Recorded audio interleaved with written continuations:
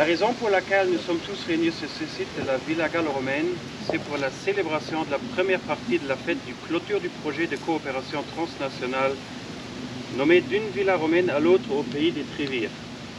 Projet organisé par les Georges Kaiser Altertumshäuser et l'association. Mesdames et messieurs, chers invités, chers amis, au nom du ministère de la Culture, si j'ose dire cela, des communes de Kehlen et de Körisch, permettez-moi de remercier chaleureusement M. Jacques Boniface et toute son équipe pour le travail acharné et d'exprimer notre soutien inébranlable à leurs efforts. Ils sont un exemple vivant de l'importance et de la préservation de notre patrimoine et la passion qui peut animer une communauté. Avant de passer la parole à Jacques, moi j'aimerais quand même dire merci. J'aimerais dire merci à tous les acteurs de ce projet. D'abord ici à Gueux-Blanche, mais aussi à Majorat. C'est formidable que vous travaillez ensemble. J'aimerais dire merci aux communes qui s'engagent vraiment, et pas seulement sur le plan financier, ils sont toujours là. On le voit aujourd'hui, il y a les tentes, il y a tout le travail qui est fait par les communes. Bonjour, chers amis et membres d'ARCAP et de Georges Kaiser Altertumshäuser. Je vous souhaite la bienvenue dans le domaine gallo-romain de Gueux-Blanche pour fêter la clôture du projet Villa. N'ayez pas peur, j'ai beaucoup de feuilles, mais il n'y a pas beaucoup dessus. L'année prochaine, ce seront 60 ans que l'abbé Kaiser a découvert les vestiges du site ici. Après sa mort, ses successeurs, la Georges Kaiser Altertumshäuser ASPL, poursuit avec grande réussite son œuvre depuis 32 ans. Les bénévoles continuent à dégager les secrets enfouis dans le sol depuis des siècles. D'innombrables classes du fondamental, du secondaire et même d'université sont venues pour approfondir leurs connaissances dans l'histoire. Finalement, j'invite les deux bourgmestres à dévoiler une de nos dernières nationalisations qui sont là-bas sur le site. Vous pouvez rester, je vais valider vos documents.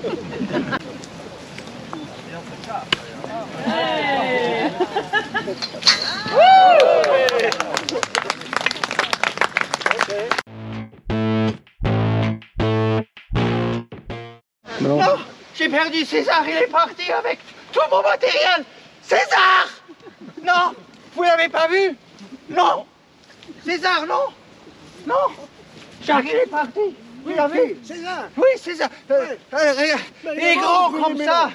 Grand, l'arche. César Il a à peu près 300-400 kilos. Vous l'avez vu? Non, je parle pas du Gaius Julius. Non, non, non, non. Il est mort depuis des centaines d'années. Je parle de mon dromadaire. Non?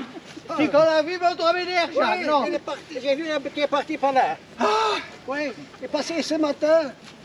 Il bouffe là-bas dans le pré du paysan là. mon Dieu, il a tout mon matériel, vous savez. Il faut que je me présente.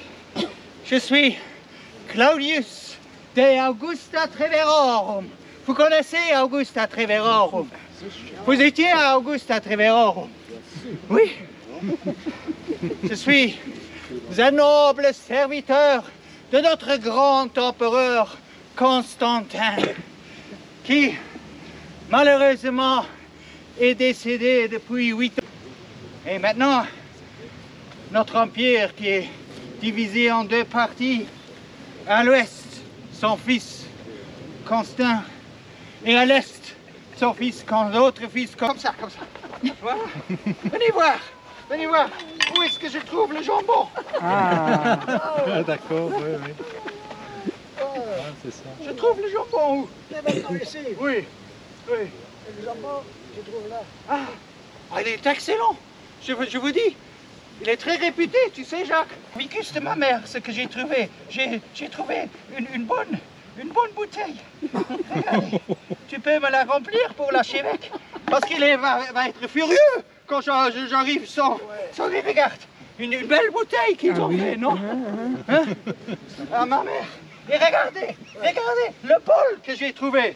Regardez, regarde-moi ça. Regardez le bol. Hein? Il n'est pas bon.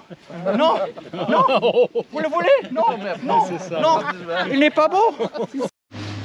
Je l'ai emmené de Augusta Treverorum, le tout nouveau modèle. Non, vous le voulez?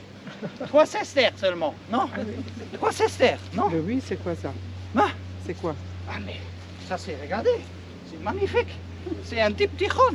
Regarde, Ah, vous oui, pouvez d'accord. écrire, vous voyez? Oui, oui, oui. Hein? C'est de la cire, Comme ça, quoi. vous écrivez. Il y a de la cire, vous écrivez, et puis vous pouvez ou un petit peu de la chaleur. C'est le... Ok, le chameau. Si je le retrouve, je te dis, c'est un légionnaire qui me l'a vendu hein, à ma mère. Il a remporté d'Égypte, il m'a dit. Il a pris sa retraite là à ma mère, au Vicus. Mais je te dis, quand je vais le trouver, le chameau, je vais le couper en morceaux et je le jette dans un puits. Tu vas voir. Allez, chers amis. Il a été construit au IIe siècle. Et ici devant, vous trouvez une fondation ronde. Vous vous demandez qu'est-ce que c'est. C'est une fondation d'un monument funéraire de 30 après Jésus-Christ environ. Alors, longtemps avant qu'il y avait ici un bâtiment en pierre. Ils habitaient encore dans des bâtiments en bois de ce temps-là, quand ils ont construit le monument funéraire. Alors c'était des trévières qui habitaient ici dans des bâtiments en bois, avec du torchis, avec de l'argile. Et il s'est fait construire un mausolée comme les Romains. Les trévières ont été enterrées dans le sol, avec la richesse dans le sol, tout ce qu'il avait dans le sol pour avoir notre vie. Et les Romains construisaient des mausolées. Et celui qui habitait ici, les trévières, il se faisait déjà.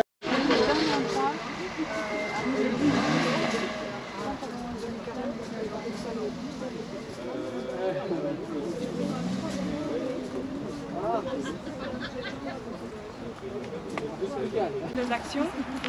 Et donc merci à tous d'être là et merci à Olivier de représenter dignement la commune de Hadé aujourd'hui pour inaugurer un des panneaux.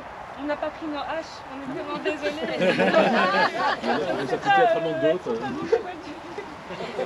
On va faire 100 et donc voilà un des panneaux qui a été réalisé dans le cadre de l'amélioration de la signalétique, parce que c'est vrai qu'on constate encore que même si le site vit depuis 1986 grâce à Benoît qui se cache un peu derrière là, mais qui est quand même bien là. Il est ici. Il est là, il est là. Si le site a pu quelque part renaître de ses cendres, c'est grâce à beaucoup de travail de bénévoles dont Benoît faisait partie, mais Henri qui nous a rejoint également, qui a assisté et conduit les fouilles pendant assez longtemps. Ah, je crois qu'on a quelqu'un d'autre qui va pouvoir nous rejoindre. Et donc, la richesse ici, c'est d'avoir ce site qui a évolué avec des bénévoles et puis qui est venu se compléter par une équipe d'archéologues professionnels. Et autour de cette équipe-là, maintenant, j'expliquais à quelques personnes en aparté, on a environ 4 équivalents temps plein pour 6 personnes qui sont en plein. Et alors, ça, c'était aussi le bénéfice de ces travaux-là. Donc, il y a eu de l'arasement pendant des jours et des jours. Et très régulièrement, 3 personnes qui travaillent étroitement avec nous, avec des détecteurs de métaux, sont venues détecter et ont quand même pu montrer qu'on n'avait pas fouillé efficacement à l'époque, pendant les 35 ans qui nous précèdent. Et donc, on a quand même encore retrouvé une trentaine de pièces de monnaie, des phalanges, des fibules, etc.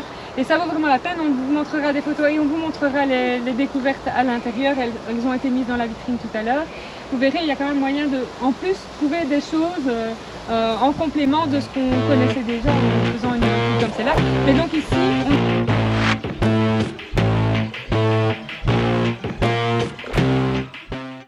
Ici, en fait, la butte, elle a été étendue.